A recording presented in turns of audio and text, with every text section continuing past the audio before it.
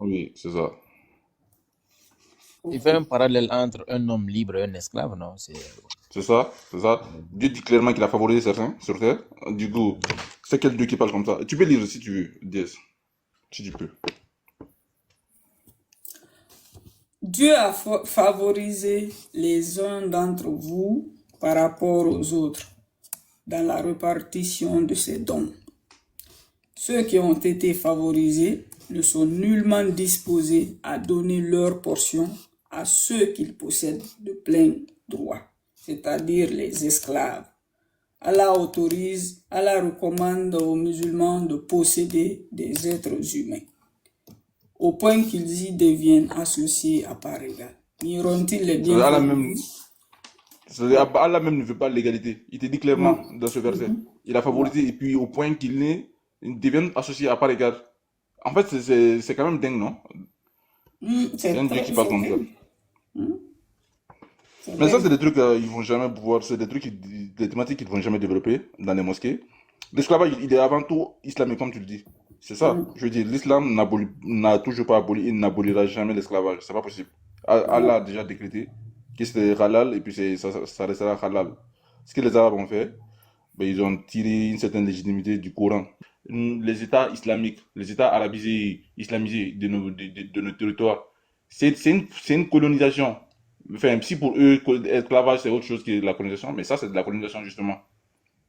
C'est de la Jahiliya, on vient remplacer ce que eux ils jugeaient des noirs d'obscur, ben, ils viennent le remplacer par la lumière du Coran, exactement comme la colonisation, ce qui a favorisé, motivé la colonisation, c'est-à-dire la table rase, ben, la mission civilisatrice. C'est ça, parce que l'islam c'est ça, tu vois, c'est le même argument que les colons européens reprennent, la table rase.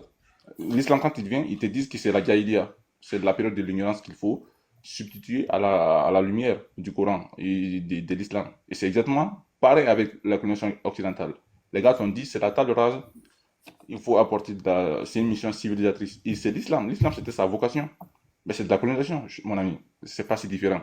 À tel point Pas qu'aujourd'hui de tu as des... différence, c'est ça. Bon, on a parlé de l'islam, on a prouvé que voilà, l'esclavage est d'abord islamique et coranique. Là, historiquement parlant maintenant, je vais vous lire la présentation du livre Génocide voilé. Son nom même dit tout quoi. L'auteur c'est Tidiane Ndiaye, c'est un chercheur, anthropologue, écrivain, économiste, etc. sénégalais. Et ce livre éclaire un drame passé à peu près inaperçu, c'est-à-dire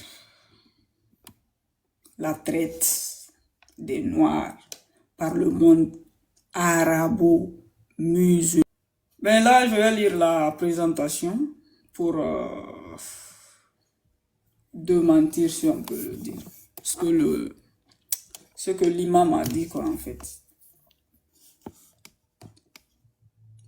Les Arabes, au cours de leur mouvement de conquête, ont d'abord pris, soumis et islamisé l'Afrique du Nord. Quand le prophète est décédé, les Arabes sont allés à la conquête du monde en imposant l'islam partout où ils passent. Ils sont d'abord rentrés en Afrique du Nord parce que je vous rappelle que l'Afrique du Nord était peuplée de Noirs.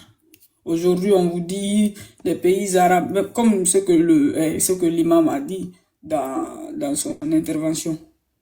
Ils ne connaissent pas l'histoire du tout.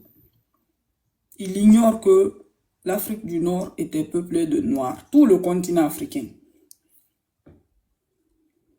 C'est effectivement à la suite de ces conquêtes que l'Afrique du Nord est comme on le connaît aujourd'hui.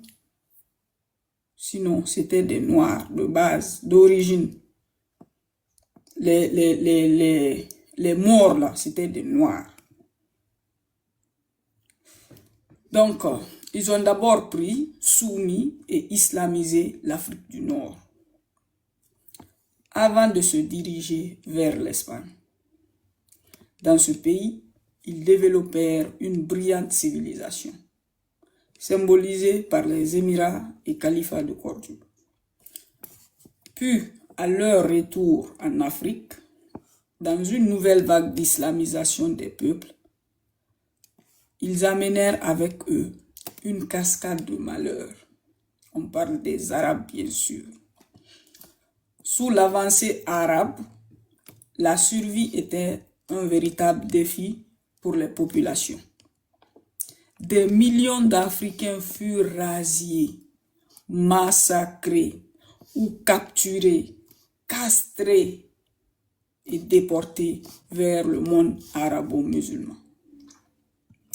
Cela dans des conditions inhumaines, par caravane à travers le Sahara ou par mer à partir des comptoirs à chair humaine de l'Afrique orientale.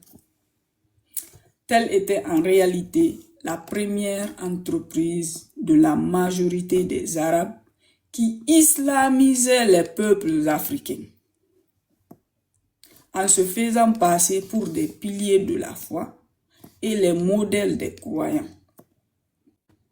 Ils allaient souvent de contrée en contrée, le Coran d'une main, le couteau à eunuque de l'autre, menant hypocritement une vie de prière, ne prononçant pas une parole sans invoquer Allah et les hadiths de son prophète. Beau et noble principe en vérité, mais que foulèrent aux pieds, avec quelle allégresse, quelle indignité et quelle mauvaise foi. Ces négriers arabes qui mettaient l'Afrique à feu et à sang.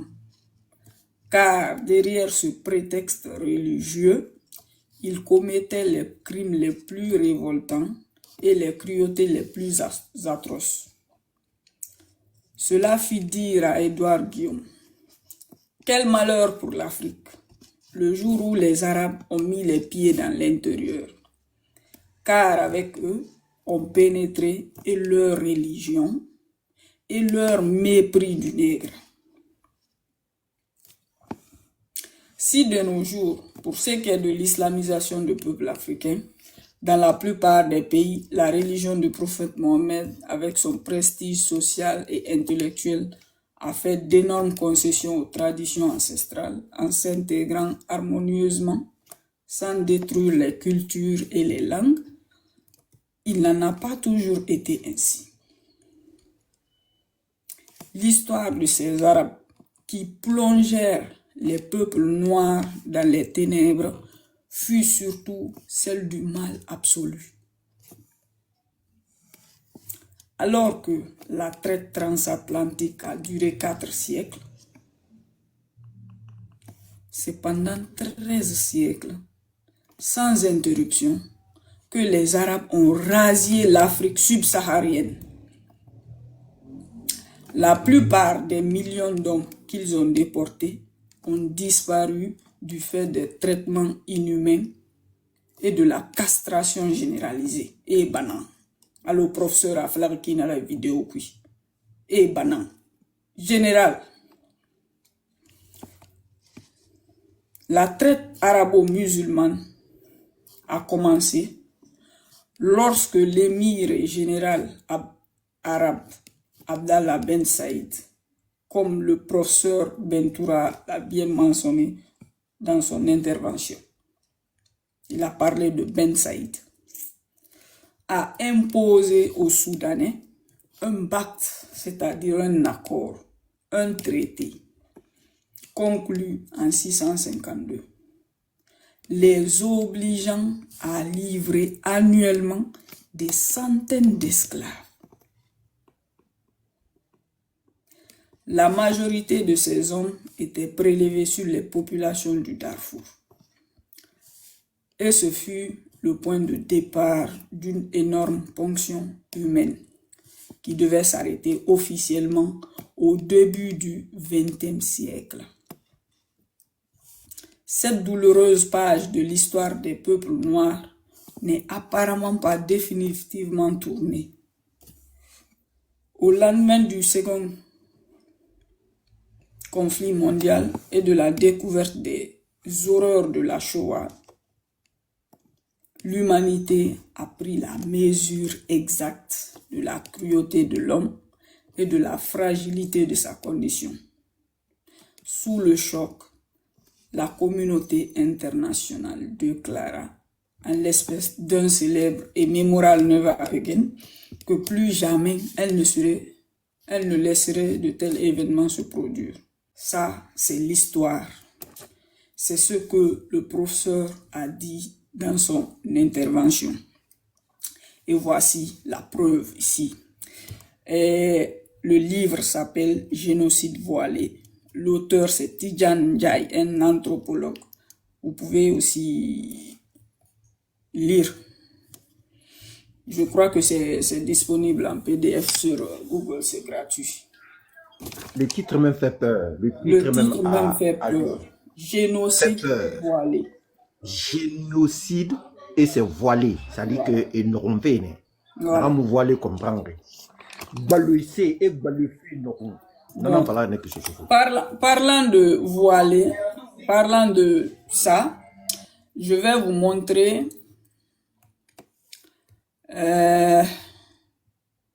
la vidéo. Attendez, je vous montre ça d'abord.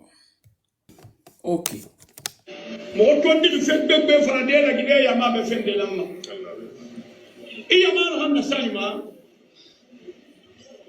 Et un niveau intellectuel dina kima amali il a dit non di birim fare be murtami mané parce que ima kulu wotan na han kulu imam fi khafwan na han ala fi am fo opposition hafa jamais.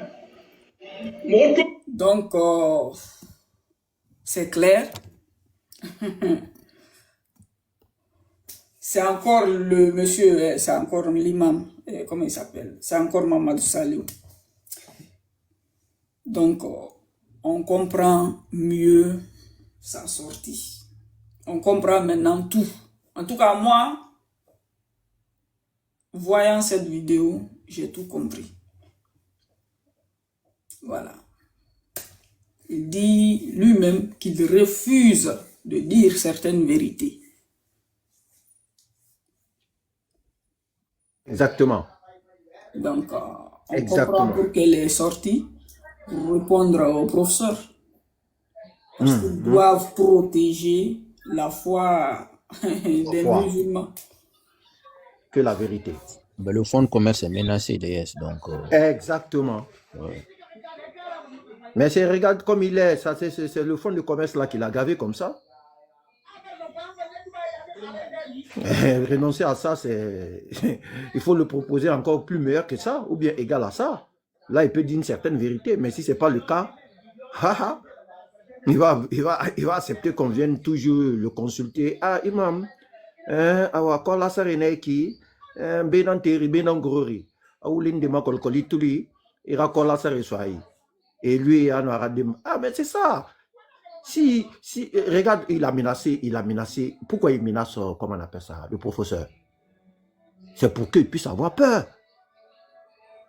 C'est pour qu'il puisse avoir peur. Et c'est ça le pilier des religions en général, et en particulier la politique de l'islam. A fait mettre les gens dans la peur pour pouvoir suivre cette religion. Voilà. Attendez. Mais Chuboti, on va continuer dynamiquement. Ouais. Pour la yumna, on te m'attire toujours. Vas-y, Kaki. Ah, ok, tu sais, moi, je lis tout le temps ici, chez toi, je dis tout le temps que le noir, on a plus de mémoire historique. C'est ça le problème. Et comme tout à l'heure, par les VSA là, de table rase, effectivement, les mecs là, ils nous ont fait croire que l'histoire africaine commence à partir de l'Empire du Ghana. Et si tu te rappelles bien, j'ai eu le débat là avec l'autre la dernière fois sur le même sujet, un intellectuel qui me dit carrément que est-ce que il y avait l'Afrique ou bien il y avait la Guinée avant le 7e siècle. Donc, dans la mentalité collective du noir arabe, de l'arabe et de l'européen, l'histoire africaine a commencé à partir du 3e siècle avec l'Empire du Ghana. Donc, au-delà de cela, l'Africain n'existait pas. Donc, justement, c'est ce combat-là que nous menons ici, voilà, sur ce panel, chaque samedi, et demain aussi, on va faire la même chose. Voilà, nous sommes en train de, chaque samedi, on fait des lectures ici pour expliquer l'histoire de l'Afrique. L'histoire de l'Afrique écrite par les Africains. Voilà. Et demain, précisément, nous allons parler de l'empire du Massina. Donc, voilà, vous êtes tous invités. Et en ce qui concerne la traite arabo-musulmane, moi, je pense que voilà, l'imam était, il était vraiment en manque d'informations, ou voilà, comme je le dis tantôt, il y a un problème de mémoire historique. Donc, il n'est pas un cas isolé. Voilà, on rencontre chaque fois nos frères noirs arabes qui montent sur les panels ici, qui savent même pas que l'écriture a été inventée en Égypte, ou bien quand tu leur dis que l'Égypte, ils te disent, mais l'Égypte, c'est les Arabes, non? C'est les Blancs. Donc, pour eux, quand tu parles de l'Égypte antique, tu parles de l'Égyptien de maintenant. Donc, c'est vraiment dommage. Voilà, un imam qui condamne pas l'esclavage, surtout l'esclavage des Arabes. Je peux comprendre que, oui, peut-être qu'il n'est pas informé historiquement, il ne sait pas, oui, qu'il y a eu une traite qu'on appelle la traite arabo-musulmane. Mais par contre, il est conscient que dans le Coran, l'esclavage n'a jamais été interdit, que Allah autorise de posséder ton prochain comme un objet. Allah l'autorise. Et que son prophète même avait des esclaves. Il a vendu, acheté et échangé des esclaves. Donc lui, en tant qu'imam qui a fait ses études en Arabie Saoudite, il est au courant de cela. Je peux l'accorder du crédit en disant que oui, peut-être il ne connaît pas l'histoire, n'est pas historien. Ça peut encore passer, mais il sait bien que dans son Coran, ben voilà, l'esclavage, c'est permis par Allah. Donc au moins, soit il se tait ou il condamne ce fléau que toute personne vraiment consciente ne peut vraiment tolérer. Ça, c'est vraiment, je ne sais pas pourquoi il a tenu ces propos, mais bon, nous savons tous que 13 siècles, comme l'a le professeur, 13 siècles de traite arabo-musulmane, près de 17 millions, plus de 17 millions de Noirs qui ont été déportés. Vous savez pourquoi Tiangi a appelé son livre Génocide voilé? Pourquoi il a appelé génocide? Pourquoi il n'a pas appelé la traite transatlantique, il n'a pas appelé ça un génocide? Parce que tout simplement, moi j'ai écouté la vidéo dont Tunka parle, son argumentation est de dire qu'aujourd'hui, quand nous partons aux États-Unis, il y a eu la colonisation, il y a eu la traite des Noirs, donc le commerce triangulaire. Voilà, les Noirs ont été pris en Afrique. Voilà, ils ont été envoyés aux États-Unis via l'Europe. Donc, bref, ils travaillent dans l'implantation là-bas. Mais aujourd'hui, on a une communauté africaine aux États-Unis. On peut dire oui, il y a eu des Noirs qui ont été déportés aux États-Unis. Voici la preuve, voici leur descendance. Parce que là, ce n'était pas une action volontaire pour génocider un peuple. C'était juste pour les envoyer pour travailler. Ils ne défendent pas cet acte. Ils sont tous les deux des actes abominables. Mais par contre, de l'autre côté, allez-y me montrer une descendance noire dans ces pays arabes-là. Je ne parle pas là des Noirs autochtones. Hein, parce que voilà, on l'oublie souvent. Il y avait des Noirs autochtones là-bas. Je ne parle pas d'eux. Mais les Noirs qu'on a pris en Afrique et les déportés de l'autre côté là. Allez-y voir. Est-ce qu'il y a une descendance forte de Noirs dans ces pays-là? Donc, raison pour laquelle il parle de génocide, parce que c'était un acte volontaire. Si tu viens prendre des personnes, tu viens faire des razzias, et là, tu castres les hommes pour les empêcher de se reproduire, et même les femmes. Quand vous lisez ce livre, vous allez voir que quand les femmes là tombaient enceintes, on essaie d'éliminer l'enfant dans le ventre de la maman. Oui, pour ne pas qu'elle accouche. Bon, je ne vais pas m'étaler là-dessus. Oui, il faut tout cas. Pour ajouter à ce que tu dis là, hein, ce n'est pas pour justifier la traite transatlantique. Hein, ce n'est pas pour justifier. Mais tu l'as aussi dit que ouais, c'est pour faire aller travailler dans les travaux champêtres, c'est vrai. Et en plus, lorsque il y a eu cette révolution, la révolution industrielle, ce n'est pas les révolutions quoi qu'on fait que ouais, ils ont arrêté cette comment on appelle ça, cet acte maudit, c'est-à-dire l'esclavage. Mais c'est parce que quand il y a eu cette révolution industrielle, ils ont constaté que c'était plus nécessaire, puisque ce que les hommes faisaient, les machines pouvaient faire ça en quelques heures. C'est-à-dire une journée de combien de personnes les machines pouvaient faire. Donc la révolution industrielle les a dit, bah, écoutez, on arrête ce commerce-là, on essaie maintenant de les libérer, parce qu'il y avait une certaine moralité maintenant qui s'est venue s'ajouter à cela. Mais par contre, chez les Arabes, non seulement ils étaient les premiers, ils ont fait pendant combien? 13 siècles, et encore pire, eux, ils ont continué jusqu'en 1962. Et même ça, pour arrêter ça, il fallait que les Nations Unies puissent vraiment mettre la pression sur eux. Non seulement, tu as dit si bien dit, ils ont castré, ils ont fait du mal, et ils n'ont pas voulu lâcher ce truc-là parce qu'ils se disent qu'il fallait éliminer cette race noire. Moi, je me pose la question, mais jusqu'à où cette haine est arrivée? Quel est le problème? Les Nations Unies puissent vraiment mettre la pression sur eux. Non seulement, tu as dit si bien dit, ils ont castré, ils ont fait du mal, et ils n'ont pas voulu lâcher ce truc-là parce qu'ils se disent qu'il fallait éliminer cette race noire. Moi, je me pose la question, mais jusqu'à où cette haine est arrivée? Quel est le problème? Donc, moi, j'ai même peur, je ne comprends pas comment se fait-il que moi, aujourd'hui, si on me dit de collaborer, hein, je préfère collaborer avec les Blancs que de collaborer avec un Arabe.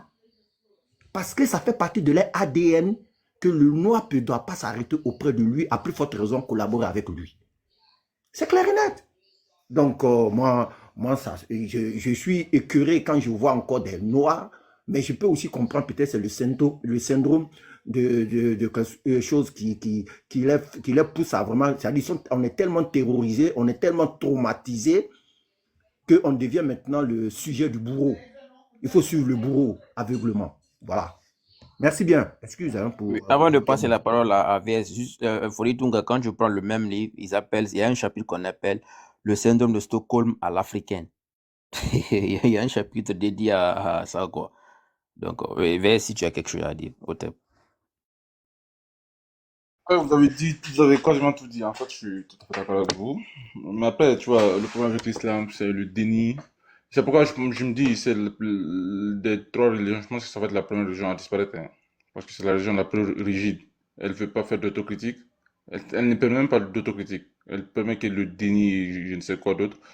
Parce que même quand on parle de la colonisation ou de l'esclavage en terre islamique, mais tu as par exemple, à l'époque, quand tu avais par exemple les Britanniques qui exerçaient une certaine forme de pression sur le Maroc, à l'époque, le sultanat du Maroc, pour qu'il puisse abolir l'esclavage, ben, tu avais un des souverains marocains, Moulay Ismail, qui répondait sèchement justement à ça. Il dit l'esclavage est intimement lié à l'islam. Je veux dire, tu ne peux pas abolir ce qui l'a rendu licite. Et ça, enfin, il dit ça fait partie de toutes les vieilles traditions depuis Adam jusqu'à leur époque. Et ça, c'est des trucs qui ont, je veux dire, en termes d'islam, il n'y a pas d'abolition de l'esclavage, quoi. Et toutes les considérations que les gars peuvent avoir pour les noirs. Parce que les gens oublient souvent. Mais dans l'islam, dans le Coran ou même dans les hadiths, tu as plusieurs textes subliminaux négrophobes. En fait, c'est des trucs, enfin, tu croises les textes, ben, ce n'est rien d'autre que négrophobe, avant même d'arriver aux théoriciens arabes qui en sont arrivés à conclure, à considérer justement les Noirs comme étant en fait, un état intermédiaire entre les singes et l'homme moderne. Mais tu as les textes subliminaux de l'islam, enfin, qui te permettent justement euh, de, de nier justement l'humanité, une certaine humanité chez l'homme noir. Ça c'est clair quand on compare Satan à noir, quand c'est la femme noire qui est confondue à une épidémie, ou même quand c'est les noirs qui doivent être blanchis pour aller au paradis. C'est clair quoi. Enfin, quand c'est la pierre qui devient noire, enfin, à force de pécher sur terre. D'ailleurs, le noir même, dans le subconscient du musulman, ou même du musulman noir, c'est quand même, ça renvoie à quelque chose de négatif. Et quand tu as tout ça, et puis tu as l'esclavage qui vient, et les considérations d'ailleurs, Allah même dans Bukhari, les esclaves n'ont pas les mêmes valeurs. Et dans les livres de jurisprudence, quand tu dois vendre, tu dois conclure un marché d'esclaves, tu dois spécifier ses origines, ses qualités, s'il a des cheveux crépus ou non, des dents, je ne sais quoi. tous ces traits-là qui peuvent avoir un certain cours chez les Arabes, ou je dis dans la société islamique arabe de l'époque, c'est des trucs, enfin je veux dire, eux ils voudront juste, en fait ils n'auront jamais voulu justement voir perpétuer sur des générations en tout cas, ou gagner en importance numérique, enfin ces esclaves qu'ils importaient. C'est pourquoi on les castrait davantage. Et même la castration, je veux dire, t'as aucun châtiment prévu pour le maître qui décide de castrer son esclave sur terre. En islam, il n'y en a pas. Le prophète lui-même, il avait des esclaves castrés. Enfin, je veux dire, c'est quand même le meilleur des hommes. Quand tu as dit tout ça, je veux dire, c'est des gars. En fait, les noirs, en tout cas, qui sont encore musulmans, c'est juste simplement des variables d'ajustement. C'est des trucs, des outils, des politiques d'influence, justement, pour leur maître arabe. C'est-à-dire, ben, ces noirs, enfin, on peut justement les utiliser au nom de l'islam pour pouvoir dérouler leur propre agenda dans nos différents pays. Enfin, qui est justement la conquête. Parce qu'il y a plusieurs autres façons de faire la conquête aujourd'hui. Enfin, je pense que la démographie n'est pas à leur avantage. Enfin, ils n'ont pas une certaine fécondité qu'on peut retrouver chez nous. Mais ça va pas le faire comme ça. Ils vont justement passer par les outils, les leviers économiques, justement. Et ça va être par le biais justement de ces musulmans qui vont revendiquer qu'on appelle leur affiliation, qui revendiquent fièrement leur affiliation à l'héritage arabo-musulman, qui est l'islam justement. Et c'est ça qui peut être justement le talon d'Achille pour nos pays. Du coup, c'est quand même, il serait temps justement pour ces gars-là qui sont encore musulmans, de s'intéresser davantage à la littérature ou à la littérature liturgique de leur religion pour se rendre compte en fait, comment ils sont considérés justement par ces gars-là. Parce qu'ils sont utilisés comme des simples pions, enfin, pour justement permettre à ces derniers de dérouler leur propre agenda. Ce qui est, enfin, qui serait justement de posséder d'une certaine manière ou les différents territoires. Enfin, c'est pourquoi il faut justement davantage continuer à investir dans l'éducation, à divulguer tout ce qu'il y a d'obscur. Enfin, j'ai comme l'impression qu'il n'y a rien de lumière dans l'islam. Mais bon, il va falloir quand même continuer davantage de vulgariser et de mettre à disposition, enfin, ces musulmans qui, pour la plupart, revendiquent sans rien savoir justement dans leur religion. Comme ça, je pense que ça peut davantage nous aider. Et puis, je pense que tout le reste viendra naturellement. Parce que c'est beaucoup d'ignorance surtout. L'islam, c'est la religion qui exalte davantage l'ignorance. Enfin, tu deviens musulman au bout de 15 secondes. Tu peux être musulman toute ta vie avec 2 sourates sans rien savoir ce que ça veut dire.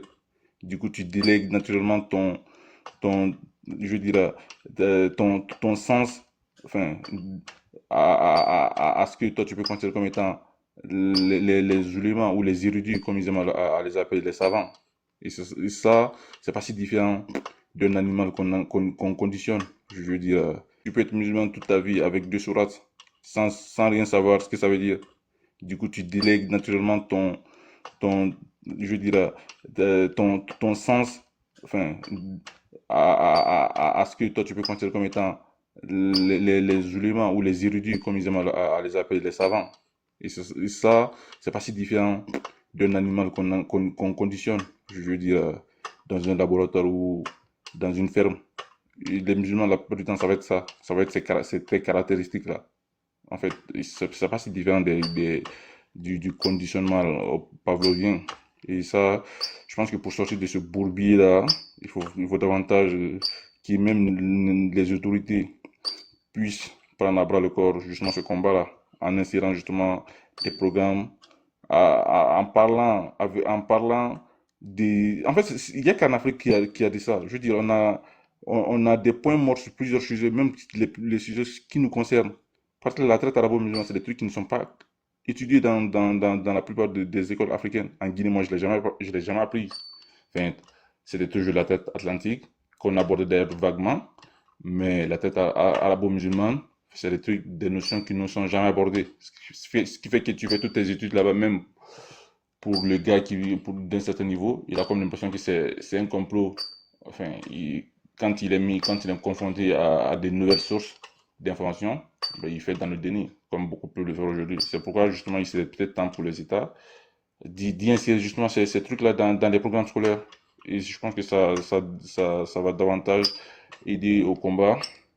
Ça serait un boost, j'ai envie de dire, pour le combat. Parce que même ce qu'on fait maintenant là, c'est pas sans importance, j'ai envie de dire.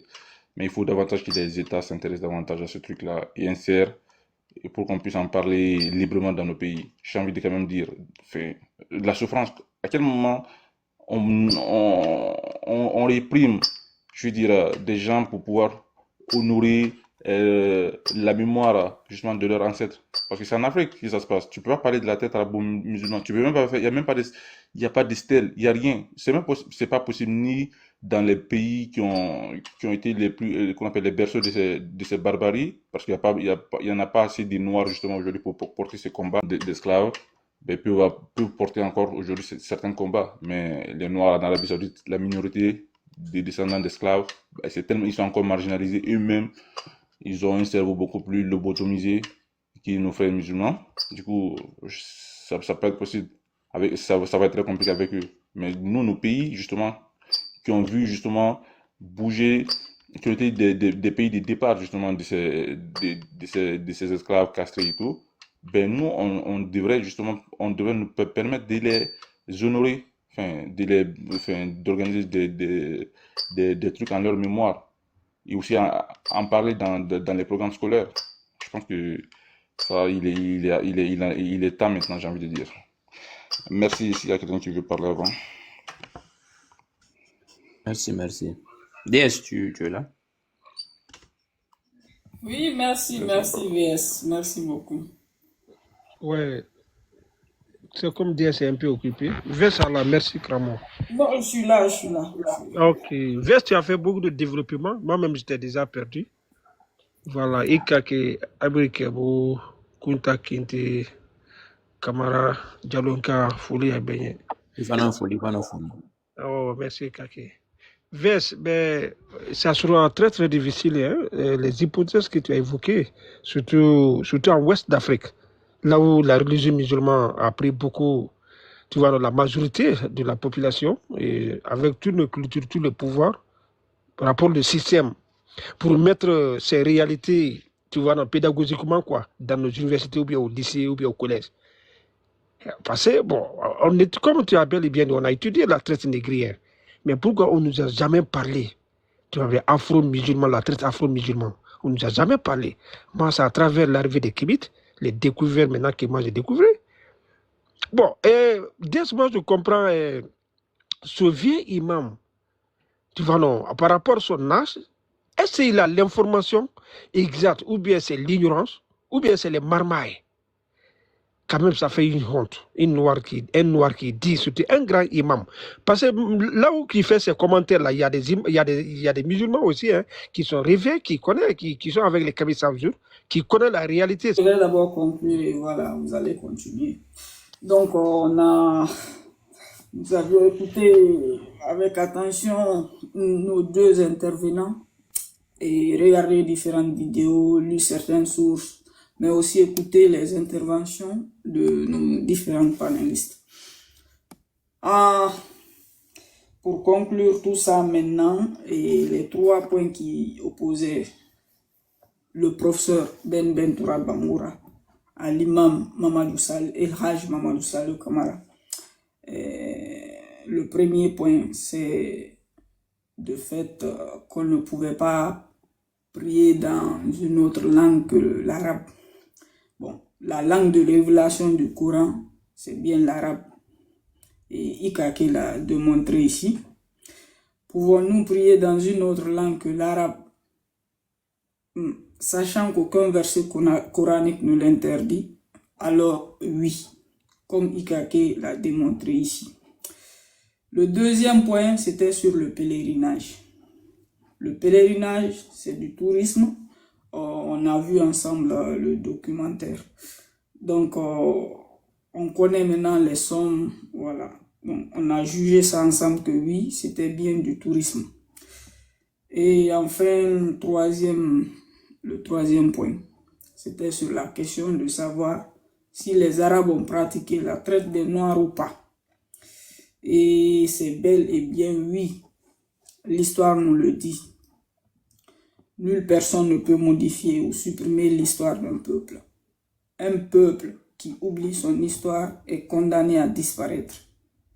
Allah autorise l'esclavage dans le Coran. L'achat, la vente ou l'échange d'un être humain. C'est pas Mamadou Saliou qui va venir remettre ça en cause. Et merci à vous, merci à tout le monde. C'était ça. Merci DS, vraiment merci pour voilà pour ce débat, merci pour ton travail.